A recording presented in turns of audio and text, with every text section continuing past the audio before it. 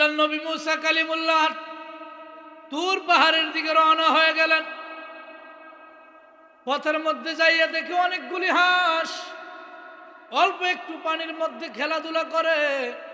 হাঁস আল্লাহর কাছে আরজি জানায় বলে, মাবুদ, ও মাবুদ, আমাদের জবানটাকে খুলে দাও, তোমার বন্ধু মুসা কালিমুল্লাহর সঙ্গে একটু কথা বল, মুসা নবীর সাথে একটু কথা বলবো।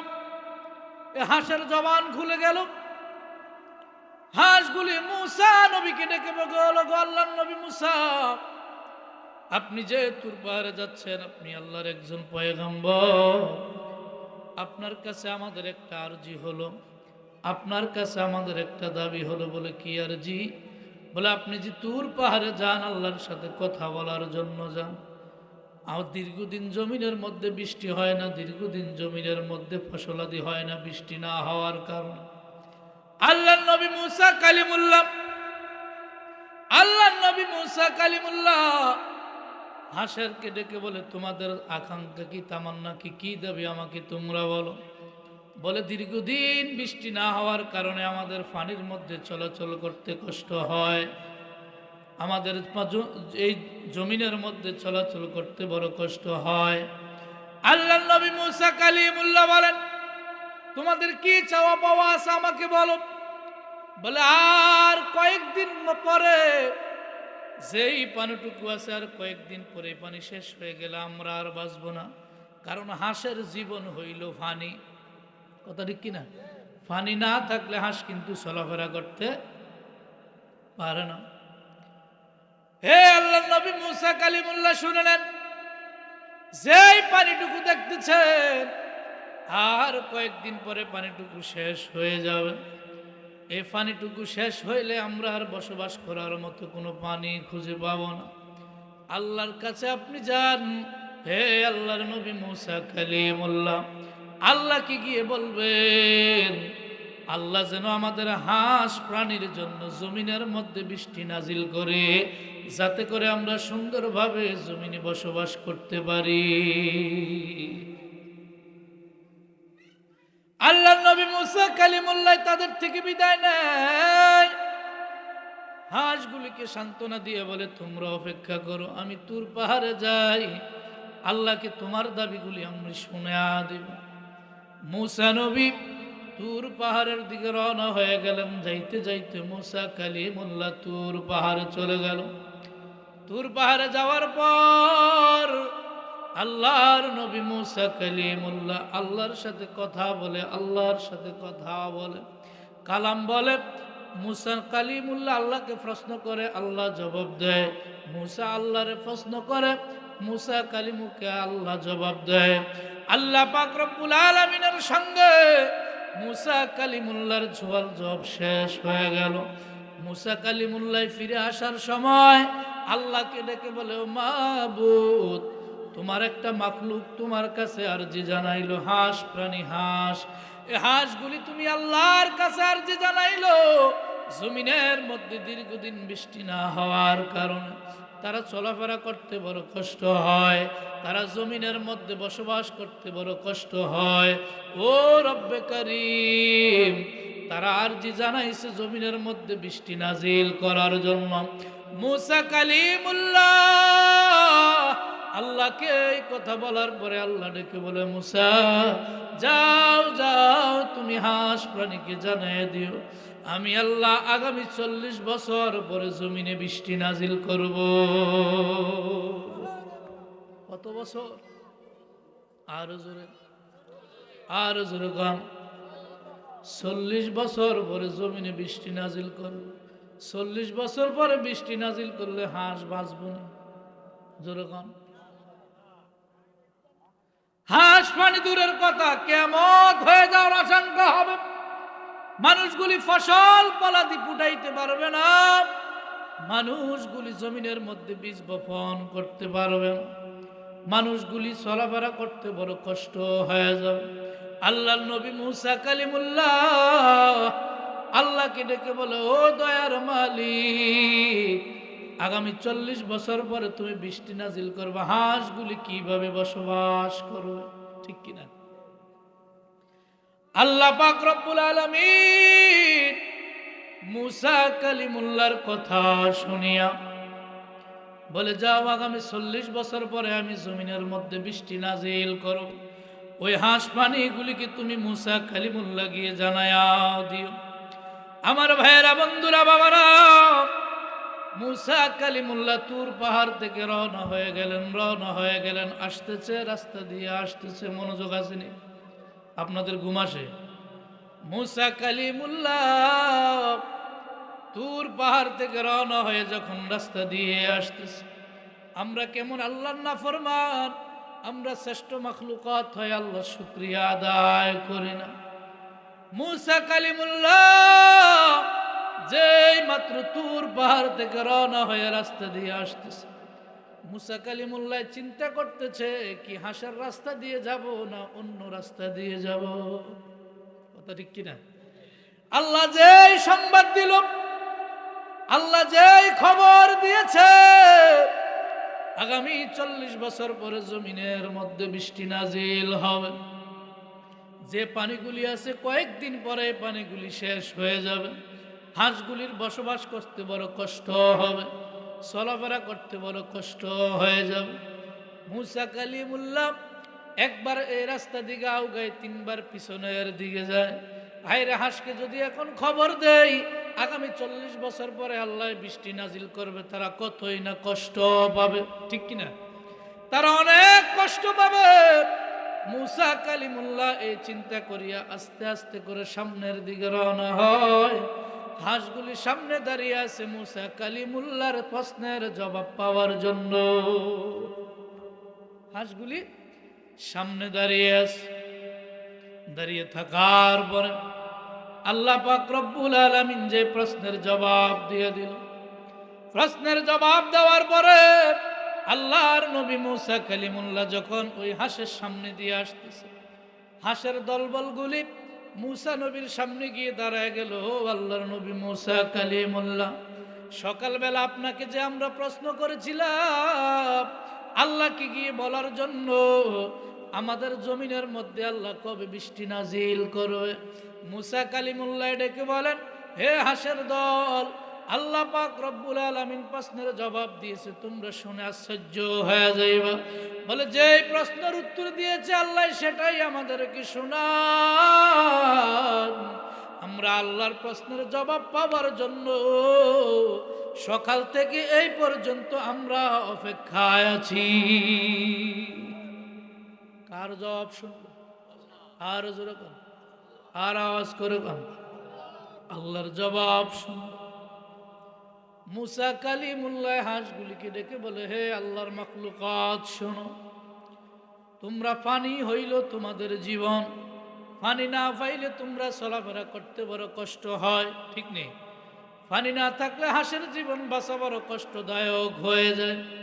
আল্লাহ বলেছে আগামী 40 বছর পরে এই জমিনের মধ্যে বৃষ্টি নাজিল করবে। কত বছর পরে? 40 বছর পরে। হাঁসগুলি দেখেন, তারা কিন্তু আল্লাহর শ্রেষ্ঠ মাখলুকাত না, তারা কিন্তু আল্লাহর শ্রেষ্ঠ মাখলুকাত না রে বাবা। আল্লাহ বলেন, ওয়ালাকাদ কাররামনা বানি আদম, শ্রেষ্ঠ মাখলুকাত হলো দুনিয়ার মধ্যে মানুষ। আদম সন্তান যারা, তারা হইল জমিনের মধ্যে শ্রেষ্ঠ মাখলুক। আমার ভাইয়েরা, বন্ধুরা, বাবারা, আল্লাহর নবী মুসা কালিমুল্লাহ কথা বলার পর হাঁসটা কি জবাব দেয় শোনেন। আজকে আমরা হইলে কি জবাব দিতাম, কিন্তু হাঁস কিন্তু শ্রেষ্ঠ মাখলুকাত না, তারা সামান্যতম একটা মাখলুক, সামান্যতম একটা প্রাণী। তারা কি জবাব দেয় আর আমরা হইলে কি জবাব দিতাম? হাঁসগুলি ডেকে বলো, আল্লাহর নবী মুসা কালিমুল্লাহ শুনে নেন, আল্লাহ বলেছে আগামী 40 বছর পরে বৃষ্টি নাজিল করবে, আমাদের কোনো কষ্ট নাই, আমাদের কোনো দুঃখ নাই। আল্লাহ বলেছে আগামী 40 বছর পরে বৃষ্টি হবে, আগামী 40 বছর পরে বৃষ্টি হইলেও আমরা খুশি। আল্লাহ বলছে বৃষ্টি হবে। 40 বছর পরে বৃষ্টি হইল, কোনো দুঃখ নাই। আমরা তো আশ্বাস পাইছি 40 বছর পরে বৃষ্টি হবে। এই জন্য আমরা সকল হাঁসরা একসাথে মিলিয়া আল্লাহ শুকরিয়া আদায় করে নেই, আলহামদুলিল্লাহ।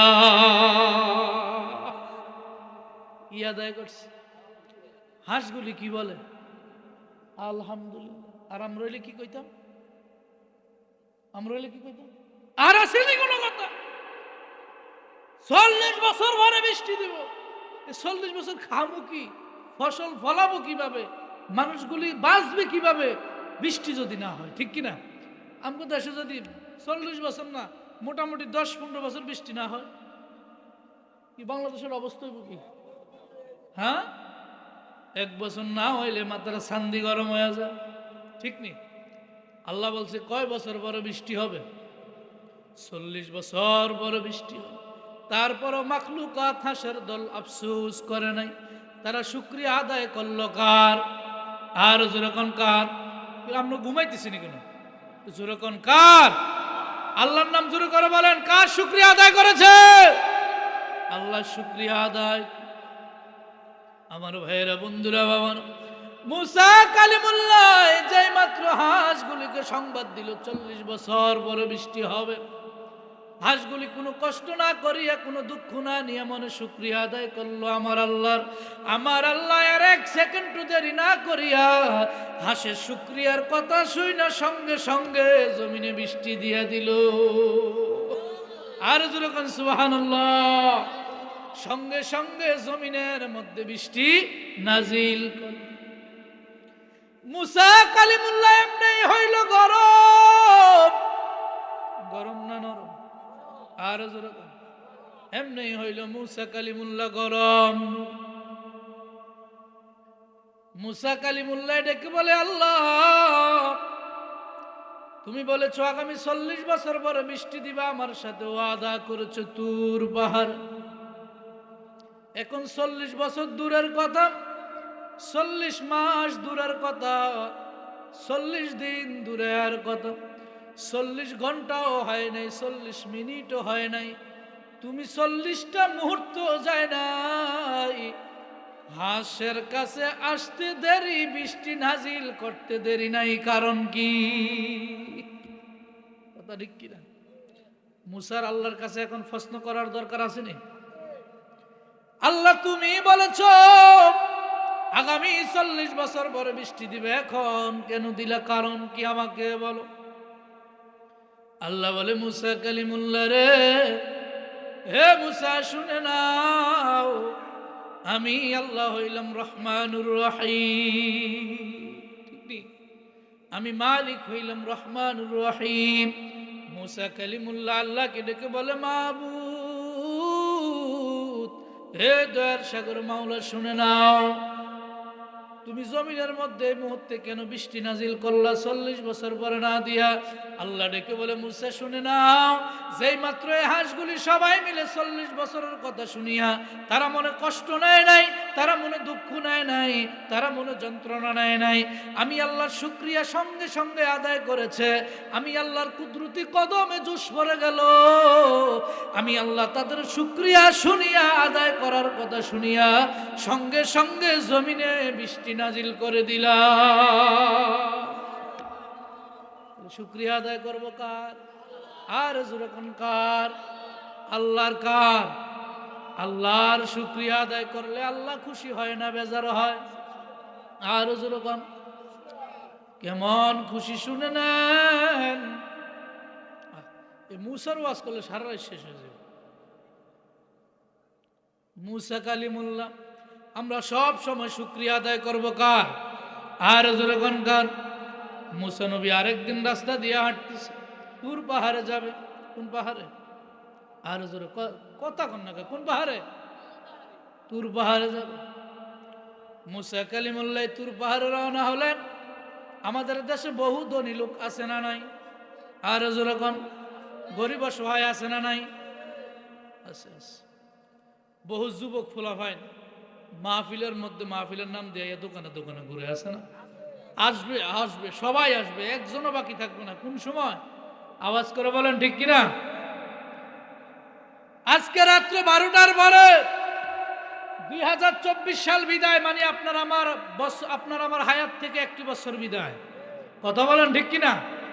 এই একটি বছরে আপনার আমার জীবন আর ফিরে, এই 24 সালের দিনগুলি আপনার আমার জীবনে আর ফিরে আসবে না।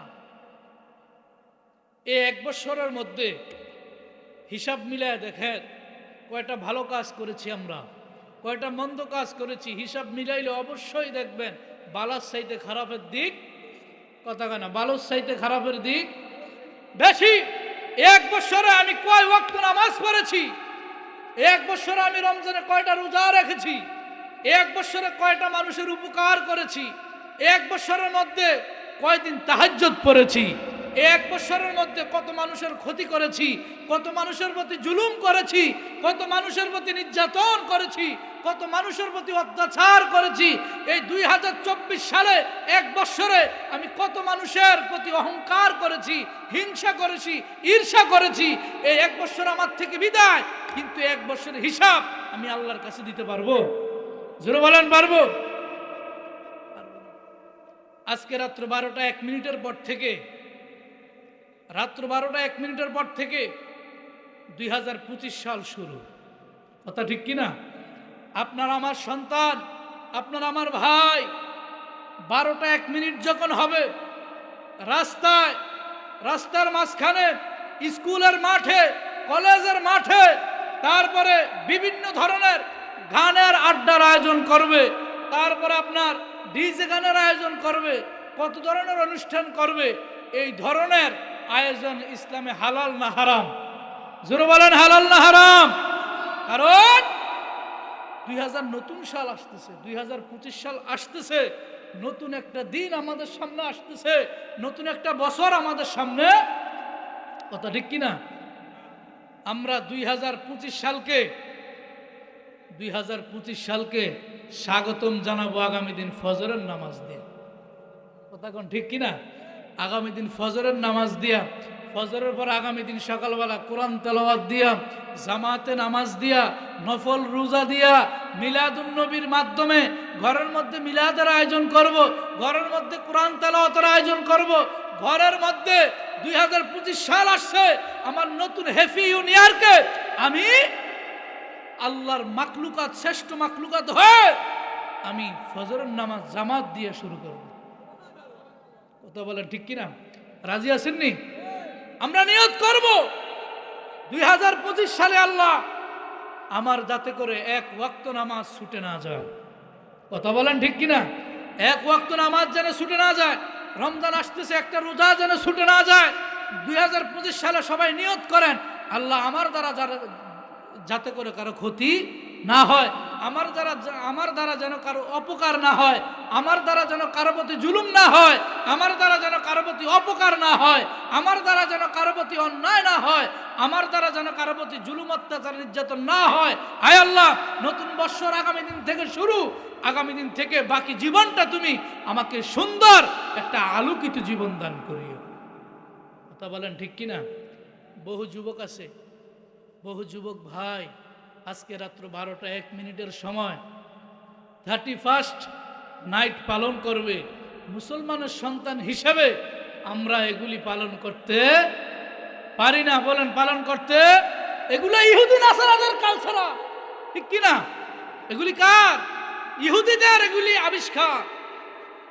জানুয়ারি, ফেব্রুয়ারি, মার্চ, এপ্রিল, মে, বৈশাখ, জ্যৈষ্ঠ, আষাঢ়, শ্রাবণ, এগুলি ইহুদি নাসারাদের আবিষ্কার, এগুলি মুসলমানের আবিষ্কার নয়।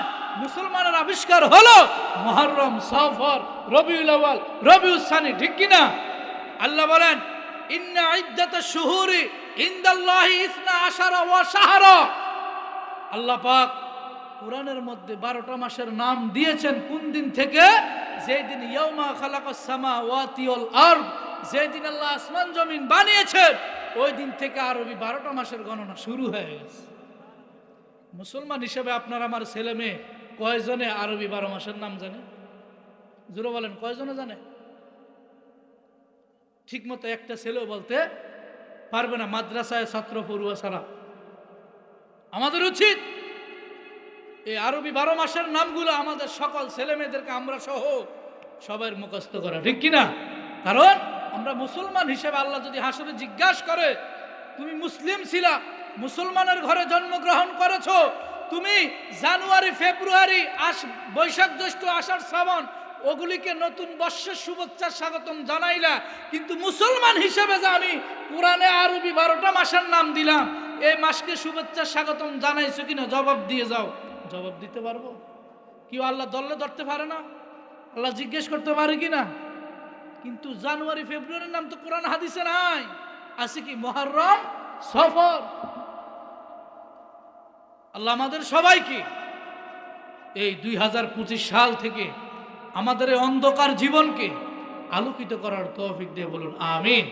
আল্লাহ যেন আমাদের সবাইকে আগামী দিন ফজরের নামাজ জামাতের সাথে আদায় করে 2025 সাল শুরু করে আমরা সবাই বলি আমিন। আর জোরে কর না আমিন, আর জোরে কর না আমিন। আমার ভাইয়েরা, আমরা আজকে যে মাহফিলের মধ্যে আসছি, আমরা খুশি না বেজার? আর জোরে কর খুশি। তো মুসা নবী, তো মুসা কালিমুল্লাহ তুর পাহাড়ে আবার যাচ্ছে। কোথায় মনে আছে না? কোথায় যাচ্ছে? তো বলতেছিলাম আমরা কার শুকরিয়া আদায় করব? জোরে বলেন কার? আল্লাহর শুকরিয়া আদায় করব সর্ব অবস্থায়। কেন আদায় করব একটু শুনেন। আমাদের দেশে বহু ধনী লোক আছে না নাই? জোরে বলেন। আবার রিক্সা চালায়, আছে না নাই? একবারে সর্বোচ্চ থেকে সর্বনিম্ন পর্যন্ত, আছে না নাই? দুজনের সৃষ্টিকর্তাকে, জোরে বলেন কে? গরিব ধনী সৃষ্টিকর্তাকে। দুজনকে খাওয়ায় কে? দুজনকে চালায় কে? দুজনের রিজিক দেয় কে? সর্বময় ক্ষমতার মালিক কে? আল্লাহ। মুসা কালিমুল্লাহ তুর পাহাড়ে রওনা হয়ে গেলেন। কেন আমরা শুকরিয়া আদায় করব আল্লাহর? কেন আমরা শুকরিয়া আদায় করব আল্লাহর? কেন আমরা শুকরিয়া আদায় করব আমার মাবুদের? আমরা সর্বশ্রেষ্ঠ মাখলুকাত হয়ে আল্লাহ শুকরিয়া আদায় করি না। হাঁস আল্লাহ শুকরিয়া আদায় করিয়া সঙ্গে সঙ্গে ফলাফল পাইল। 40 বছর পরের বৃষ্টি 40 বছর আগে আল্লাহ দিয়ে দিছে। কথা ঠিক কিনা? কেন? শুধু আল্লাহ শুকরিয়া আদায় করার কারণে, ঠিক কিনা? মুসা কালিমুল্লাহ আবার তুর পাহাড়ে রওনা হয়ে গেলেন।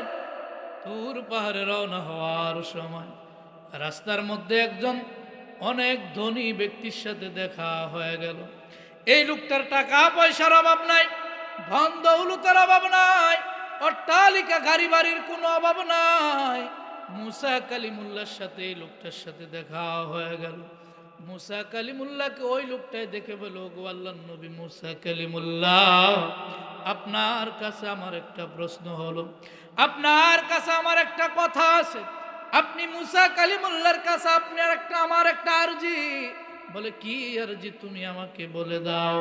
বলে আপনি কোথায় যান?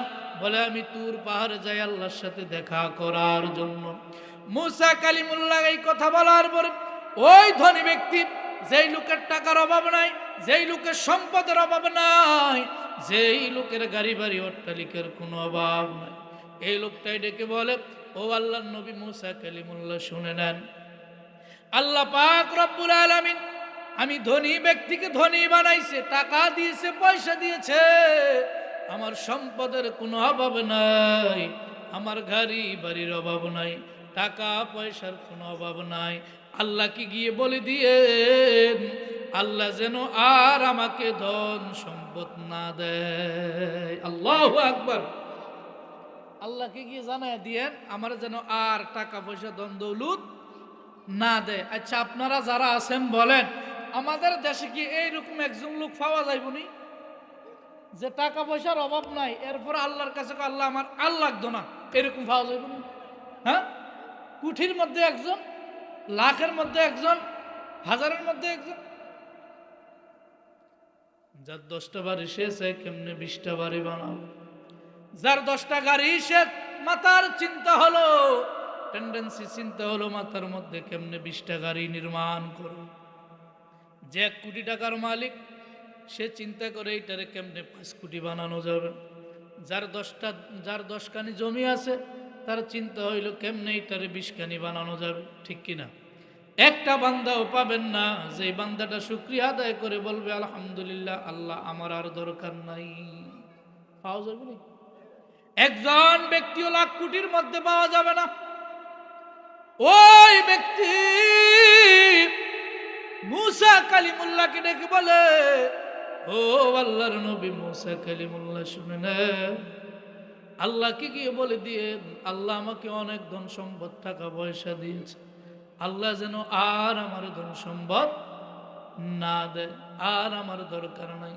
মুসা বলে, যাও তোমার কথা গিয়ে আমি আল্লাহকে শোনায়া দিব। মুসা নবী সামনে হাঁটতেছে, আরো একজন ব্যক্তির সাথে দেখা হয়ে গেল। যে ব্যক্তিটার কোনো টাকা পয়সা নাই, যে ব্যক্তিটার কোনো অট্টালিকা নাই, যে ব্যক্তিটার কোনো গাড়ি বাড়ি নাই, যে ব্যক্তিটার কোনো বড় ধরনের ধন সম্পদ নাই, একেবারে নিঃস্ব, একেবারে অসহায় ব্যক্তি। আমরা কেন আল্লাহর শুকরিয়া আদায় করব? ওই গরিব লোকটা মুসা কালিমুল্লাহরে ডেকে বলে, ও আল্লাহর নবী মুসা, আল্লাহ আমাকে টাকা পয়সা দেয় নাই, ধন সম্পদ দেয় নাই, আমাকে গরিব বানিয়ে দুনিয়ায় পাঠাইলো। আপনি কোথায় যান? বলে, আমি তুর পাহাড়ে যাই আল্লাহর সাথে কথা বলার জন্য। মুসা কালিমুল্লাহর ওই গরিব লোকটা ডেকে বলে, ও আল্লাহর নবী মুসা, আমার তো টাকা পয়সা ধন দৌলত নাই, আল্লাহকে গিয়ে বলে দিয়েন আল্লাহ যেন আমারে ধন সম্পদ বাড়াইয়া দেয়, আমারে যেন কথা কোন আমারে যেন বাড়াইয়া দেয়। আর আগের জনের চিন্তা কি? কমাইয়া দেয়। আর এটা চিন্তা হইল বাড়াইয়া দেয়। বাংলাদেশের কোটিপতির মতন কথা ঠিক কিনা? যে তার আছে হেতার আরো দরকার, যে তার আছে হেতার কি আরো দরকার। এই গরিব লোকটা ডেকে বলে, হ্যাঁ মুসা কালিমুল্লাহ, আল্লাহকে গিয়ে বলে দিও আমার যাতে কোনো টাকা পয়সা নাই, আল্লাহ যাতে ধন সম্পদ বাড়াইয়া দেয়। আপনাদের খারাপ লাগে? আল্লাহ যেন আমার ধন সম্পদ টাকা পয়সা বাড়াইয়া দেয়, আল্লাহকে গিয়ে বলবা। মুসা কালিমুল্লাহ তুর পাহাড়ে রওনা হয়ে গেলেন। দুইজন ব্যক্তির আরজি লইয়া, একজন হইল কমাইন্না, আরেকজন হইল বাড়াইন্না। আল্লাহ নবী মুসা কালিমুল্লাহ আল্লাহর সাথে কথা বলার জন্য যখন তুর পাহাড়ে চলে গেল, তুর পাহাড়ে যাওয়ার পর মুসা কালিমুল্লাহ আল্লাহকে ডেকে বলে, ও মাওলা, তোমার দুইজন বান্দা তুমি আল্লাহর কাছে আরজি জানাইছে, তুমি শুনে নাও। আচ্ছা আপনারা বলেন, আল্লাহর নবী মুসা কালিমুল্লাহর সাথে যে দুইজন ব্যক্তি কথা বলছে, আল্লাহ দেখছেনি? আর কি কথা বলছে সেইটা আল্লাহ জানেনি? রইল জমিনি, আল্লাহ আসমানে। আল্লাহ কেন শুনবো? আল্লাহর এত বড় কান আসেনি? শুনবনি? দুইজন ব্যক্তির মনের কি আশা আকাঙ্ক্ষা তামান্না, আমার আল্লাহ রাব্বুল আলামিন তাদের মনের বাসনা সব জানে।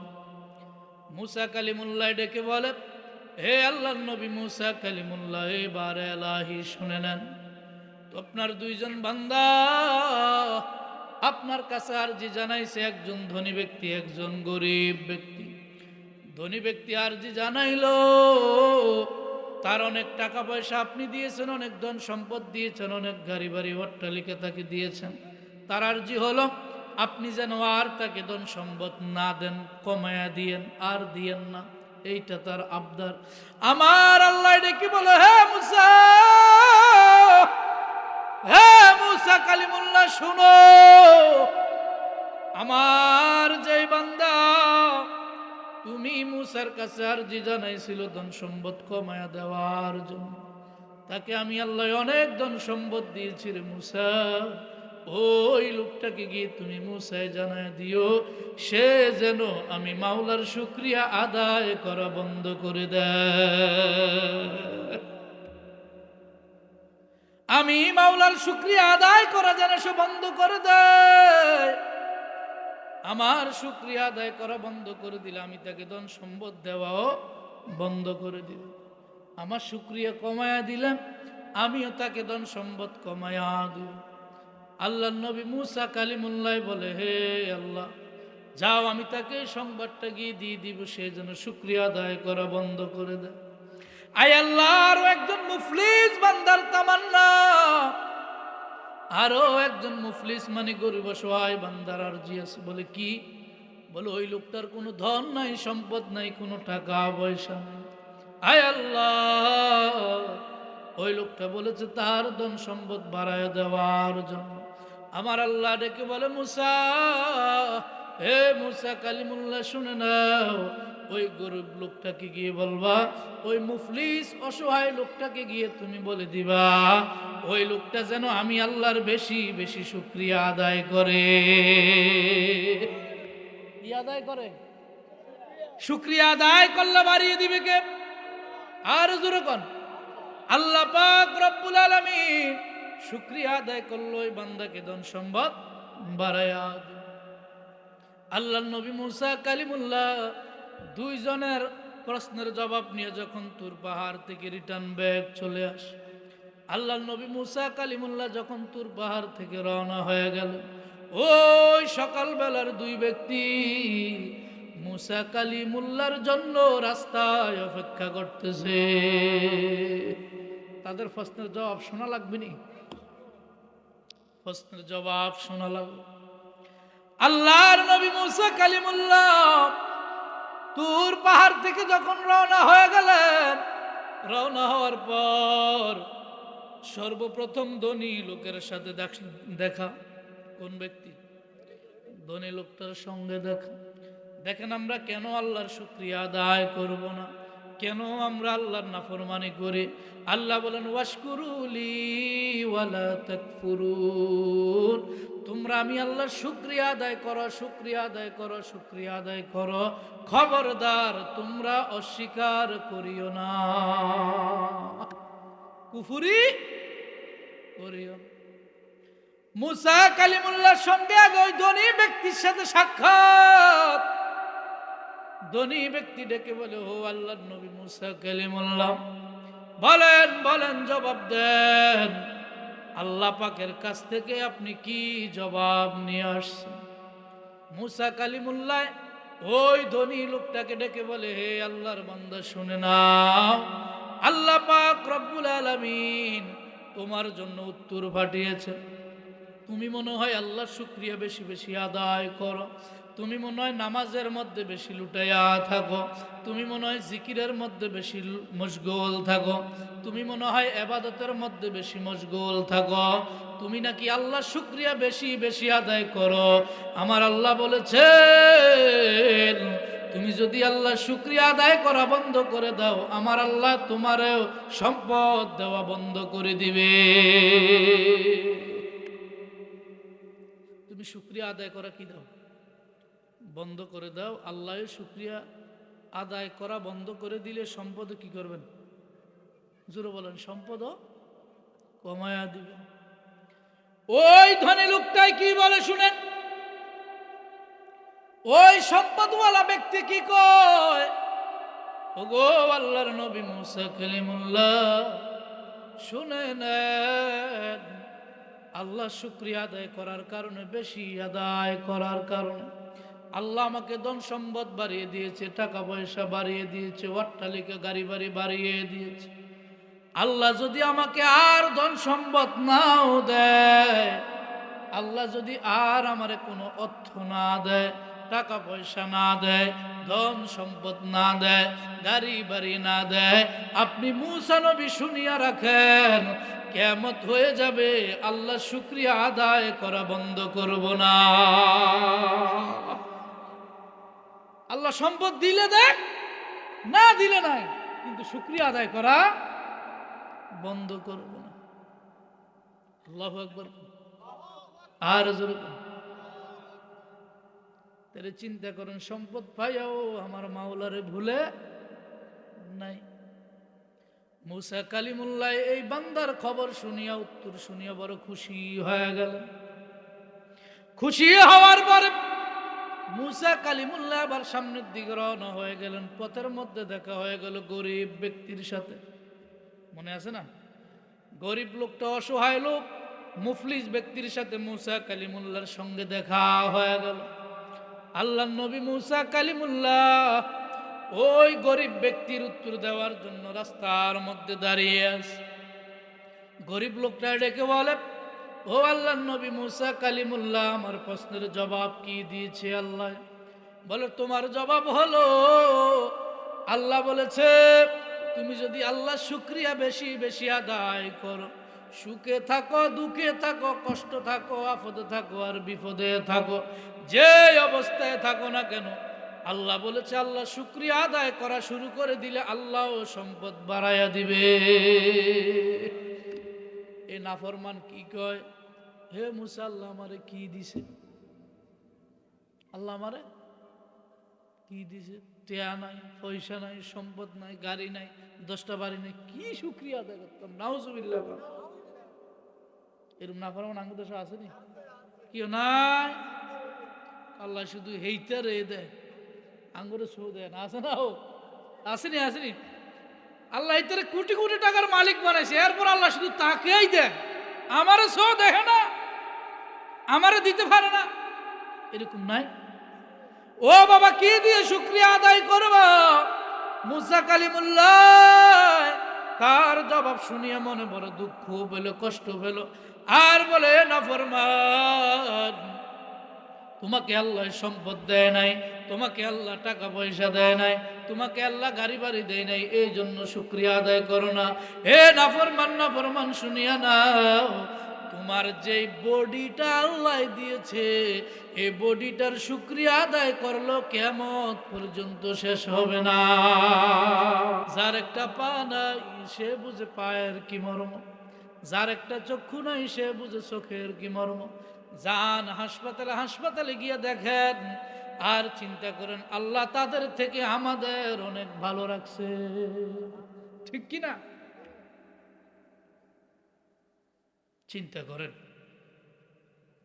আপনাকে আল্লাহ সম্পদ দেয় নাই, দুঃখ নাই, টাকা পয়সা দেয় নাই, দুঃখ নাই, গরিব বানাইছে, দুঃখ নাই, কিন্তু এই বডিটা তো সুস্থ রাখছে। কথা বলেন ঠিক কিনা? এত সুন্দর বডিটা, জিসিমটা আল্লাহ তো খুব সুস্থ রাখছে, ঠিক কিনা? এর শুকরিয়া তো কিয়ামত পর্যন্ত শেষ হবে না। কথা কন, এটা শুকরিয়া তো শেষ করতে পারবে না, কি সম্পদ টাকা পয়সা। এই জন্য শুকরিয়া আদায় করবো কার? আর জোরে বলেন কার? আল্লাহর। কার? সবাই বলেন মদিনা মদিনা আসে নাও, বলো নাও মদিনা মদিনা আসে গম, দিদার ছেয়ে কাঁদো তোমরা, দিদার ছেয়ে কাঁদো তোমরা, হও না নবীর দেওয়ানা মদিনা হ্যাঁ আসে গম, না বলো না মদিনা মদিনা আসে মুমিনের ঠিকানা, বলেন না মদিনা, সবাই জুড়ে আসে। দিদার ছেয়ে কাঁদো তোমরা, দিদার ছেয়ে কাঁদো তোমরা, হও না নবীর দেওয়ানা মদিনা আসে মুমিনের, বলো না মদিনা মদিনা আসে গম। জালালউদ্দিন সুয়ুতি ৭৫ বার দেখলো নবীজি, বলেন জালালউদ্দিন ৭৫ বার দেখলো নবীজি, বাবা এতবার দেখিয়াও নবী, এতবার দেখিয়াও নবী, তৃপ্তি তাহার হলো না মদিনা আসে মুমিনের ঠিকা, বলেন না মদিনা মদিনা। দিদার ছেয়ে কাঁদো তোমরা, দিদার ছেয়ে কাঁদো তোমরা, হও না নবীর দিওয়ানা মদিনা আসে গম। নবীর শ্রেষ্ঠ সাহাবী হযরত আবু বকর সিদ্দিকী, বলেন নবীর শ্রেষ্ঠ হযরত আবু বকর সিদ্দিকী, বাবা ভালোবেসে শুইল পাশে, ভালোবেসে সে যায়া দেখো মদিনা মদিনা মদিনা, বলো না মদিনা মদিনা আশা, দিদার ছেয়ে কাঁদো বাবা দিদার ছেয়ে কাঁদো, তোমরা হও না নবীর দেওয়ানা মদিনা, আশা কো মুমিনের ঠিকা, বলো না মদিনা মদিনা। কালো হাবিশি বেলালে ভালোবাসলো এই পাগলে গো, বলেন কালো হাবিশি বেলা ভালোবাসলো এই পাগলে গো বাবা, ইসলামের প্রথম মুয়াজ্জিন ইসলামের প্রথম মুয়াজ্জিন বানাইলেন রাব্বানা মদিনা, আশা না বলো না মদিনা মদিনা, দিদার ছেয়ে কাঁদো তোমরা দিদার ছেয়ে কাঁদো, তোমরা হও না নবীর দেওয়ানা মদিনা, হ্যাঁ আসে সবাই আওয়াজ করে বলুন মারহাবা, আর জোরে বলুন মারহাবা, জবান খুলে বলুন ইয়া রাসূলুল্লাহ। তাহলে শুকরিয়া বেশি বেশি আদায় করব কার? আর যেরকম কার? আল্লাহ শুকরিয়া আদায় করলে আল্লাহ খুশি হয় না বেজার হয়? আর যেরকম আল্লাহ নবী রাহমাতুল লিল আলামিন কয়, কোন বান্দা যদি আল্লাহ শুকরিয়া আদায় করে একবার বলে আলহামদুলিল্লাহ, আপনি কাজে গেছেন, আপনার হাত দ্বারা কাজ করেন, পা দ্বারা কাজ করেন, জবান কিন্তু বন্ধ, এই জবানটা দিয়া আল্লাহর জিকির করেন আল্লাহ আল্লাহ, এই জবানটা দিয়ে আল্লাহ শুকরিয়া আদায় করতে থাকেন আলহামদুলিল্লাহ, এই জবানটা দিয়ে আল্লাহ তাসবিহ পড়তে থাকেন আস্তাগফিরুল্লাহ, এই জবানটা দিয়ে তাসবিহ পড়তে থাকেন সুবহানাল্লাহ, এই জবানটা দিয়ে তাসবিহ পড়তে থাকেন আল্লাহু আকবার। আপনার হাত কাজ করে, পা কাজ করে, জবান কিন্তু বন্ধ, এই জবান দিয়ে যদি মাওলার শুকরিয়া আদায় করেন, মাওলা বলে কাজটা যদি কঠিন হয় শুকরিয়া আদায় করার কারণে অতি সহজ বানাইয়া দে। কথা ঠিক কিনা? তাহলে শুকরিয়া আদায় করবো কার? আল্লাহ নবী রাহমাতুল লিল আলামিন কয়, কোন বান্দা যদি শুকরিয়া আদায় করে বলে আলহামদুলিল্লাহ, এই আলহামদুলিল্লাহ শব্দটা লিখতে আরবি 8টি হরফ লাগে। কয়টি? আর যেরকম 8টি হরফ লাগে। নবী কয়, কোন বান্দা যদি আল্লাহ শুকরিয়া আদায় করে আলহামদুলিল্লাহ উচ্চারণ করে মহব্বতে সওয়াবের নিয়তে ইখলাসের, নবী কয় এই 8টি হরফ উচ্চারণ করার কারণে আল্লাহ পাক তার জন্য জান্নাতের 8টা দরজা খুলে দেয়। শুকরিয়া আদায় করব কার? আর যেরকম কার? নামাজ পয়রা না সাইরা? যেরকম নামাজ পয়রা না সাইরা? নামাজ পয়রা। আগামী দিন সকাল থেকে 2025, ঠিক নেই 2000 নিয়ত করেন আল্লাহ, 2025 সাল থেকে নিয়ত করতেছি আল্লাহ আমি যেন 5 ওয়াক্ত নামাজ জামাতে আদায় করতে পারি। রাজি আছেন নি সবাই? সবাই রাজি আছেন নি? আমি যেন সর্ব অবস্থায় তুমি মাওলার বেশি বেশি শুকরিয়া আদায় করতে পারি। আয় আল্লাহ, নতুন বৎসর চলে আসলো, আমার অন্ধকার জীবনটাকে আলো বানাইয়া নতুন বছরের আল্লাহ আমি যেন ভালোভাবে চলতে পারি সেই তৌফিক দান করে দিও। আগামী দিন 2025 সাল শুরু হবে ফজর দিয়ে। কতক্ষণ? রাজি আছেন নি সবাই? আমার ভাইয়েরা, মাহফিল কিন্তু একেবারে শেষ পর্যায়ে। প্যাকেট হয়েছে নি? হয়ে গেছে, দেখছেন না? এখন আপনারা দোকানে দোকানে ঘুরেন, আসবেন যখন প্রধানত দিয়ে আইব, ঠিক নেই? আসবেন। আলহামদুলিল্লাহ যথেষ্ট মানুষ, বাড়ির ভিতরে মাহফিল তো, ঠান্ডারও একটু বেশি, ঠিক না? আল্লাহ পাক যেন আজকের মাহফিলকে কবুল করে বলুন আমিন। আমার ভাইয়ের আতিক ভাই সহ ওনারা 5-6 ভাই সবাই মিলে এত সুন্দর বেহেস্তের বাগান সাজাইছে আজকে। আল্লাহ যেন এর উসিলা ওনার বাবার কবরটাকে জান্নাত বানায় দেয়। আর যেরকম আমিন। আল্লাহ ওনারা জান্নাত দিলে আপনাকে অসুবিধা আছে না? হিংসা হইব? হেতারা জান্নাত দিয়েছে আম করে দিত না, এরকম চিন্তা আসেনি?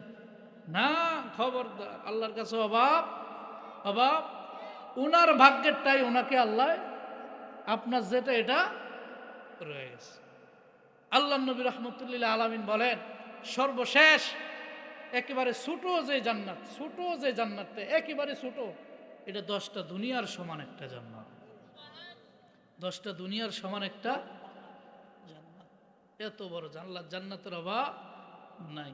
তাইলে ওই জান্নাতে যাইতে হইলে বেশি বেশি কি আদায় করতে হবে? জোরে বলেন, কি আদায় করতে হবে? শুকরিয়া আদায় করতে হবে। তাইলে আপনি আমি ওই জান্নাতে যাইতে পারবো। আল্লাহর নেয়ামতের শুকরিয়া আদায় করবো। আল্লাহ বলেন, আযকুরু নি'মাতাল্লাহ, আমি আল্লাহ শুকরিয়া আদায় করো, স্মরণ করো, বাড়িয়ে দিবে কে? জোরে বলেন, কে? আল্লাহ বাড়িয়ে দিবে। আমার ভাইয়েরা, বন্ধুরা, বাবারা, হযরত আব্দুল্লাহ ইবনে মুবারক, আব্দুল্লাহ ইবনে মুবারক একজন জবরদস্ত আল্লাহর ওলি ছিলেন। কি ছিলেন? যিনি খাজা মাইনুদ্দিন চিশতি সানজিরি রহমতুল্লাহি আলাইহির পীর। খাজা মাইনুদ্দিন চিশতির নাম শুনছেন নি? যার মাজার হলো ভারতে আজমির শরীফ, নাম শুনছেন নি জীবনে? না আজকেই শুনছেন? ওনার মাজার কোথায়? ভারতে। কোথায়? আজমির শরীফ। কোন শরীফ? ওনার নাম হলো খাজা মাইনুদ্দিন চিশতি, খাজা মাইনুদ্দিন চিশতি সানজিরি আজমিরি রহমতুল্লাহি আলাইহি। উনার মুরিদ আর উনার পীর খাজা আব্দুল্লাহ ইবনে মুবারক। সবাই বলেন রহমতুল্লাহি আলাইহি। উনার একজন কৃতদাস ছিল, মনোযোগ আসেনি? ওনার একজন কৃতদাস ছিল খাজা আব্দুল্লাহ ইবনে মুবারক রহমতুল্লাহি আলাইহি। উনি জবরদস্ত একজন আল্লাহর ওলি ছিলেন। খাজা আব্দুল্লাহ ইবনে মুবারক রহমতুল্লাহি আলাইহি ওনার দরবারে একটা কাজ করত, একটা গোলাম কাজ করত, গোলাম। এ খাজা আব্দুল্লাহ ইবনে মুবারক রহমতুল্লাহি আলাইহির দরবারে একটা চাকর ছিল, কাজ করত, সব সময় গোলাম ছিল। সেই খাজা আব্দুল্লাহ ইবনে মুবারক রহমতুল্লাহি আলাইহির দরবারে যেই গোলামটা চাকরি করত, কাজ করত, ওই গোলামকে একদিন ডেকে বলে, গোলাম, তুমি যা আমার দরবারে কাজ করো, আমার দরবারে তুমি হাজিরা দাও, আমার রাজ্যের ভিতরে তুমি কাজ করো, কর্ম করো, আমার এই রাজ্যের ভিতরে যদি তুমি যে কাজ করতেছ, এই কাজের বিনিময়ে আমি তোমাকে কিছু বেতন দেই। কি দেই? আমি কিছু বেতন দেই। খাজা আব্দুল্লাহ ইবনে মুবারক রহমতুল্লাহি আলাইহি ওই গোলাম চাকরকে ডেকে বলে, হে গোলাম, শোন, তুমি যে আমার বাড়িতে কাজ করো, আমার রাজ্যের মধ্যে কাজ করো, বিনিময়ে আমি তোমাকে বেতন দেই, ভাতা দেই। তবে একটা কথা শুনিয়া নাও, আমি তোমাকে যে বেতন দেই, ভাতা দেই, এই বেতন থেকে যদি কিছু কিছু টাকা আমাকে দাও, তাইলে আমি তোমাকে একেবারে মুক্ত, আজাদ করে দিব, একেবারে মুক্ত করে দিব। বলুন সুবহানাল্লাহ। যদি কিছু কিছু আমাকে পয়সা দাও, দিনার দাও, রিয়াল দাও, টাকা দাও, পয়সা দাও, তাইলে আমি যে তোমাকে ক্রয় করে এনেছি, কিনে এনেছি আমার বাড়িতে কাজ করার জন্য, যদি আমার বাড়িতে কাজ করার কারণে যদি মুক্তি পাইতে চাও, আমার থেকে যদি তুমি আজাদ পাইতে চাও, তাইলে বিনিময় আমার কিছু কিছু টাকা দিতে হয়। খাজা আব্দুল্লাহ ইবনে মুবারক রহমতুল্লাহি আলাইহির কথা শুনিয়া গোলাম কিন্তু আল্লাহওয়ালা লোক, সকাল সন্ধ্যায় সর্ব অবস্থায় শুকরিয়া আদায় করে কার? আর যখন কার? এই গোলামটা যখন কাজ করে, হাত দ্বারা কাজ করে, জবান দিয়ে বলে আলহামদুলিল্লাহ। এই গোলামটা আব্দুল্লাহ ইবনে মুবারকের দরবারে হাত দিয়ে কাজ করে, জবান দিয়ে বলে আল্লাহু আকবার, জবান দিয়ে বলে সুবহানাল্লাহ। শুকরিয়া আদায় করে কার? আর যখন কার? আব্দুল্লাহ ইবনে মুবারকের দরবারে এই গোলাম চাকরি করে, কাজ করে, তিনি বলে দিয়েছেন, যদি আমাকে কিছু কিছু বেতন থেকে কর্তন করে আমাকে ভাতা দাও, টাকা দাও, দিনার দাও, রিয়াল দাও, তাইলে আমি তোমাকে চিরতরে আজাদ করে দিব, মুক্ত করে দিব। এ পাগলাই কি করলো? গোলাম বেতন থেকে যা পায় কিছু কিছু টাকা আব্দুল্লাহ ইবনে মুবারককে দেয়, তাকে তার মালিককে দেয়। আব্দুল্লাহ ইবনে মুবারককে যখন টাকা দেয়, পয়সা দেয়, গোলাম কাজ করিয়ে যখন এই কাজের থেকে কিছু কিছু টাকা এই মালিককে দেয়, মুক্তি পাওয়ার আশায়, আজাদ পাওয়ার আশায়। একদিন একজন নাফরমান ব্যক্তি, একজন গীবত করনেওয়ালা ব্যক্তি মালিকের কাছে, আব্দুল্লাহ ইবনে মুবারকের কাছে যায় গিরিঙ্গি চালে। আছে না কিছু এরকম? গোলামের নামে মনিবের কাছে, মালিকের কাছে যাইয়া নালিশ দেয়, মনিব, আপনার বাড়িতে যে কাজ করে, আপনার বাড়িতে যে চাকর আছে, কর্ম করে, আপনাকে যে সে কিছু কিছু টাকা দেয়, দিনার দেয়, রিয়াল দেয়, এগুলি কোত্থেকে আনে জানেননি? এগুলি কোত্থেকে আনে জানেননি আপনি? বলে কোন জায়গা থেকে আনে?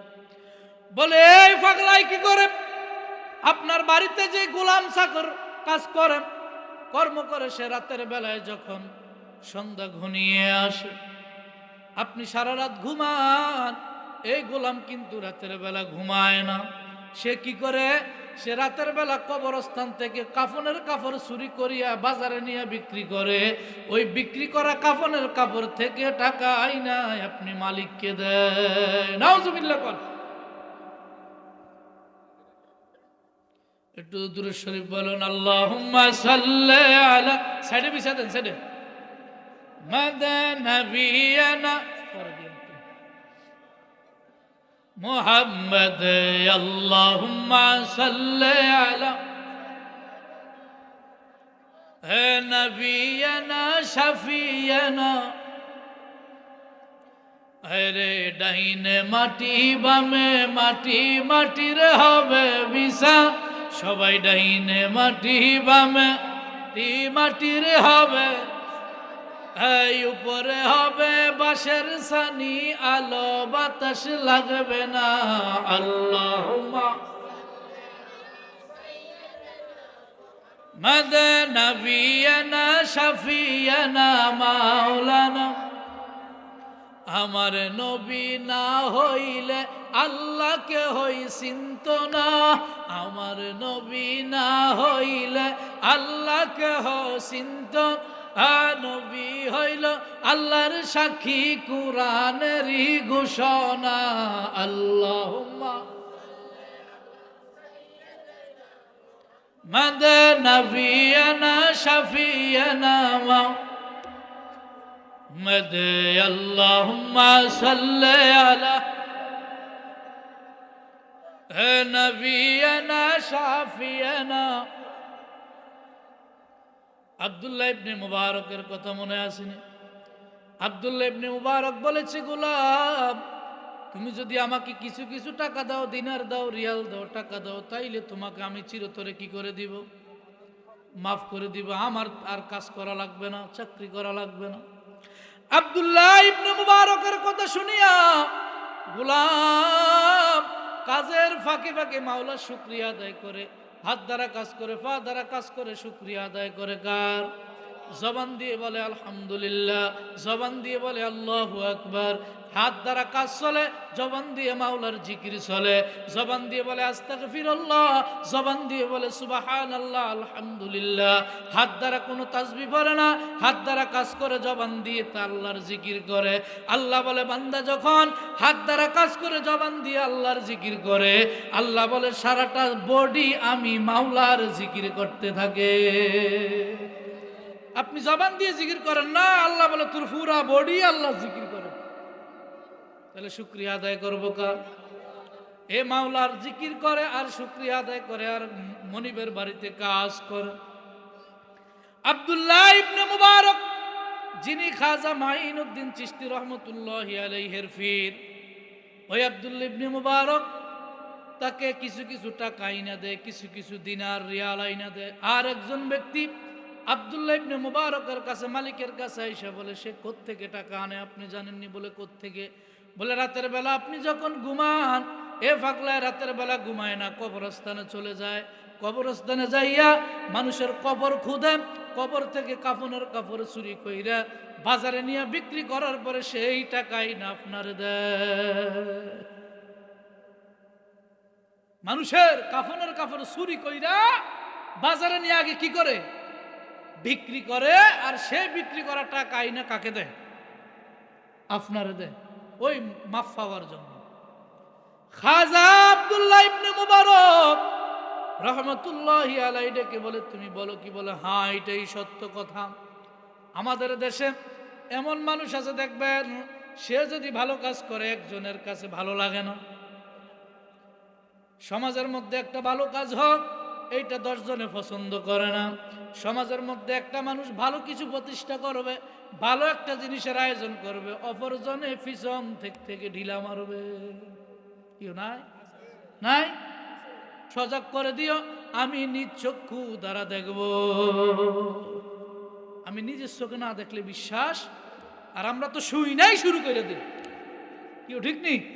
একজনে একটা কথা কইছে আপনার কাছে আরেকজনের নামে, ওটা সত্য হইতে পারে, মিথ্যাও।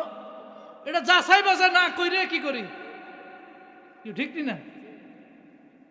এটা কি সত্য না মিথ্যা, হাসা না মিথ্যা, নাকি ভুয়া নাকি সঠিক, কোনো যাচাই বাছাই আর শুনছি বাস এটা ফসার শুরু হয়ে গেছে খুব ঘনভাবে, ঠিক কিনা?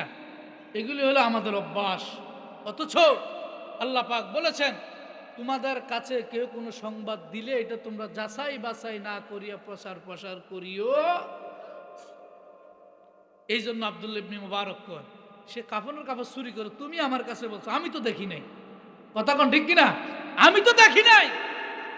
আগামী দিন যখন রাতের বেলা আবার যাবে, আমি নিজ চক্ষু দ্বারা দেখবো সে কবরস্থানে গিয়ে কি করে। আল্লাহু আকবার। এই কবরস্থানের কথা মনে হয় আর এক কথা মনে হচ্ছে, কইতাম নি। বাদশাহ হারুনুর রশিদের নাম শুনছেন নি? বাদশাহ হারুনুর রশিদ, যার স্ত্রীর নাম হলো জুবাইদা, যার নামে একটা নহরও আছে, নহরে জুবাইদা, একটা নদী আরব দেশে। সে বাদশাহ হারুনুর রশিদ একদিন রাস্তা দিয়ে যায়, রাস্তা দিয়ে রওনা হলেন। রওনা হওয়ার পর একটা কবর পড়ল ফাঁসের মধ্যে। কবরস্থানের কাছ দিয়ে হাঁটতেছে বাদশাহ হারুনুর রশিদ, তাকে দেখতেছে কবরের মধ্যে একটা পাগল বসে বসে শুধু কি যেন হিসাব করে। কি যেন? ওই পাগলের নাম হইল বাহালুল পাগল। কি পাগল? বাহালুল পাগলায় কবরস্থানের উপরে বসিয়া বসিয়া কি যেন হিসাব করে। বাদশাহ হারুনুর রশিদ ডেকে বলে, হে বাহালুল, তুমি কবরস্থানে কি করো? বলে, দিন নাই রাত নাই তুমি সব সময় কবরের মধ্যে বসবাস করো, তোমার কি ঘর বাড়ি নেই? বাদশাহ হারুনুর রশিদকে বাহালুল পাগলায় ডেকে কয়, বাদশাহ রে, শুনে নেন, আপনি বাদশাহ হইতে পারেন, কিন্তু আমার বিশ্বাস আমার চাইতে জ্ঞান বেশি আপনার নাই।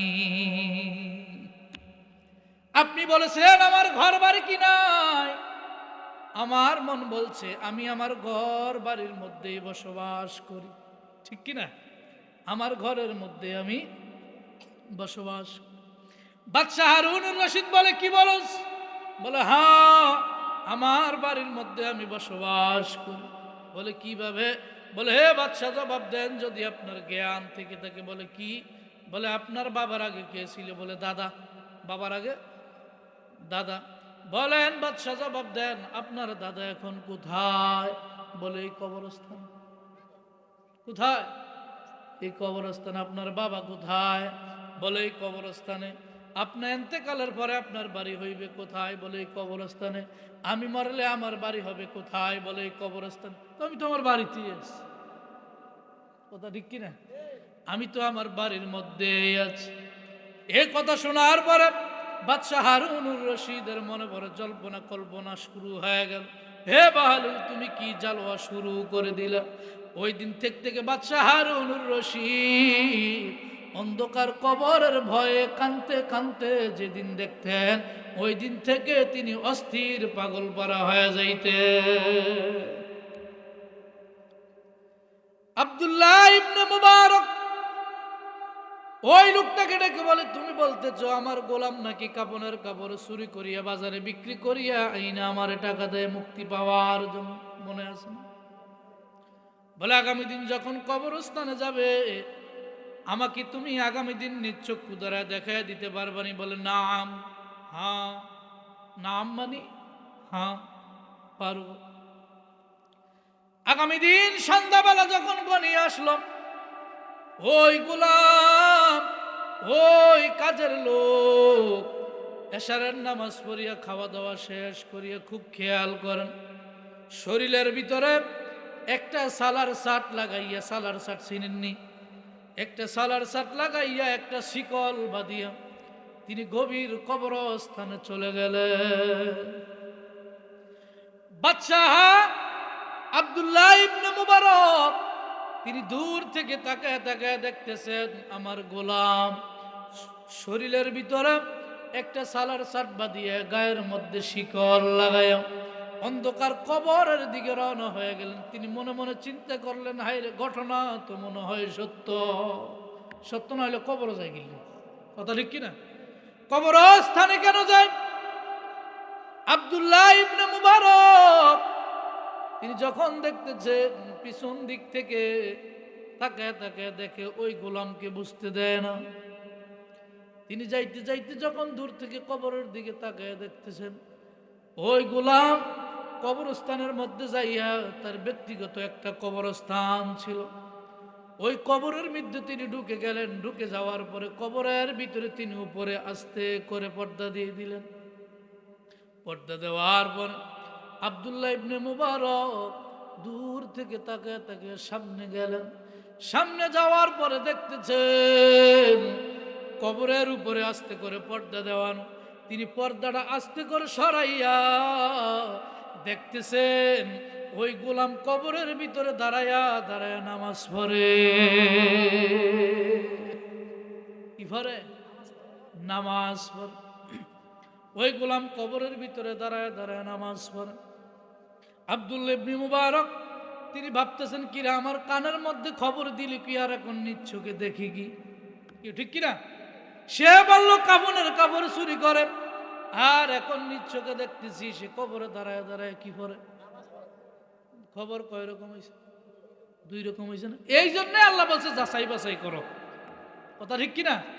এই জন্য আল্লাহ বলছে কি করো, কথা শুনলে যাচাই বাছাই না করিয়া এটা সমাজের মধ্যে প্রকাশ করিও না, তাইলেই সমাজে বিশৃঙ্খলা সৃষ্টি হয়। আব্দুল্লাহ ইবনে মুবারক যখন দেখলেন অন্ধকার কবরে দাঁড়ায়া দাঁড়ায়া একা একা নামাজ পড়ে, ওই গোলাম সারা রাত কবরের ভিতরে দাঁড়ায়া দাঁড়ায়া নামাজ পড়লেন। যখন মুয়াজ্জিন ফজরের আজান দিল, তিনি কবর থেকে বাহির হইয়া, আব্দুল্লাহ ইবনে মুবারক দূরে দাঁড়ায়া রইলেন। কবর থেকে বাহির হইয়া কবরটাকে আবার বন্ধ করিয়া দিয়ে সোজা মসজিদের মধ্যে চলে গেলেন। কোথায়?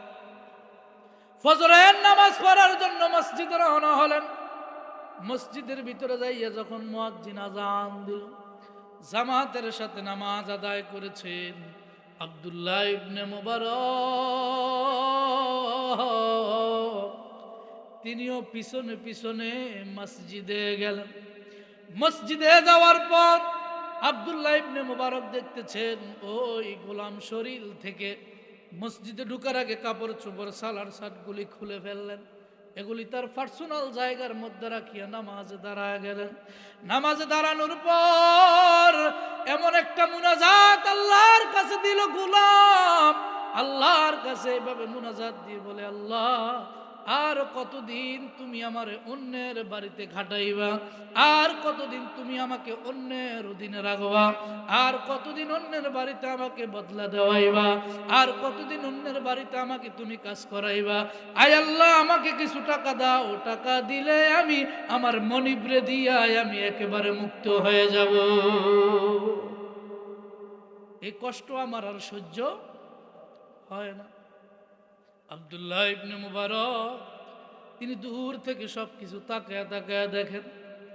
যখনই মুনাজাতের মধ্যে কথা বলতেছেন আল্লাহর দরবারে, আল্লাহ পাকের কুদরতি দরিয়ার মধ্যে জোশ পড়ে গেল।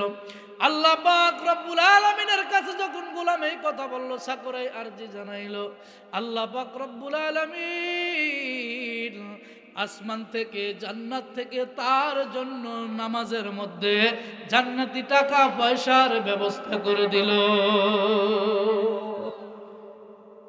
টাকা পাঠিয়ে দিছে আল্লাহ। এই টাকাগুলি নিয়ে যখন আব্দুল্লাহ ইবনে মুবারকের কাছে গেলেন, আব্দুল্লাহ ইবনে মুবারকের দরবারে যাওয়ার পর এই টাকাগুলি নিয়ে যখন তার হাতে দিলেন, হাতে দেওয়ার পরে ডেকে বলে, ও আমার মালিক, হে আব্দুল্লাহ ইবনে মুবারক, আপনি বলেছেন আপনাকে টাকা পয়সা দিলে আপনি আমাকে আজাদ করে দিবেন, আপনি আমাকে মুক্ত করে দিবেন। নেন, কত টাকা লাগবে আপনার, আপনি টাকাগুলি নিয়ে আমাকে মুক্ত করে দেন। আব্দুল্লাহ ইবনে মুবারক ডেকে বলতেছে, হে মনিব, হে আমার গোলাম, বলো তুমি এই টাকাগুলি কোথায় পাইলা? এত সুন্দর টাকা তুমি কোথায় পেয়েছো? বলে, আমার মালিক আমাকে দিয়েছে। আমি যেই মাওলার শুকরিয়া আদায় করি, আমি যেই মাওলাকে সেজদা করি, আমি যেই মাওলার সকাল সন্ধ্যায় জিকির করি, আমি যেই আল্লাহর সকাল সন্ধ্যায় ইবাদত করি, দৈনিক শুকরিয়া আদায় করি যে আল্লাহর আমাকে টাকা দিয়েছে সেই আল্লাহ। এই যে কথা বলতেছে আব্দুল্লাহ ইবনে মুবারক, সব দেখছে না? দেখছে নি? এই কথা শোনার পরে আব্দুল্লাহ ইবনে মুবারক গোলামকে এইভাবে বুকের মধ্যে জড়ায়া নিয়ে বলে, আয় আয় আমার বুকে আয়, তোর টাকা লাগবে না, পয়সা লাগবে না রে গোলাম, তুমি যে কাজ করেছো আমি আব্দুল্লাহ ইবনে মুবারক সব দেখেছি, আমি সব দেখছি। আব্দুল্লাহ ইবনে মুবারক এই কথা বলার পরে তাকে যখন জড়ায়া ধরলেন, জড়ায়া ধরার পরে গোলাম এখন চিৎকার করে আল্লাহর কাছে আরজি জানায়, মাবুদ, আমি যে ইবাদত করতাম কবরস্থানের ভিতরে যাইয়া, আমি যে তোমার সেজদা দিতাম, নামাজ পড়তাম কবরের ভিতরে যাইয়া, দুনিয়ার একটা মানুষও কেউ জানতো না, আমার এই গোপন খবরটা কেউ জানতো না। আয় আল্লাহ, তুমি যখন এখন জগতের মানুষের কাছে প্রচার করে দিলা, আমি এই দুনিয়ায় আর থাকতে চাই না, তাড়াতাড়ি আমারে জান্নাতে নিয়ে যাও। এই আব্দুল্লাহ ইবনে মুবারকের সঙ্গে যখন কোলাকুলি করছে, এই কথা বলার সঙ্গে সঙ্গে তার কোলাকুলির মধ্যেই দুনিয়ার থেকে বিদায় হয়ে গেছে।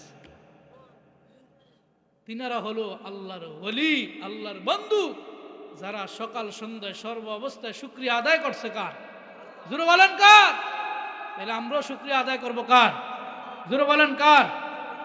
আসুন আমরা নবীর একটু দাঁড়ায় সালাম দেই, ইয়া নবী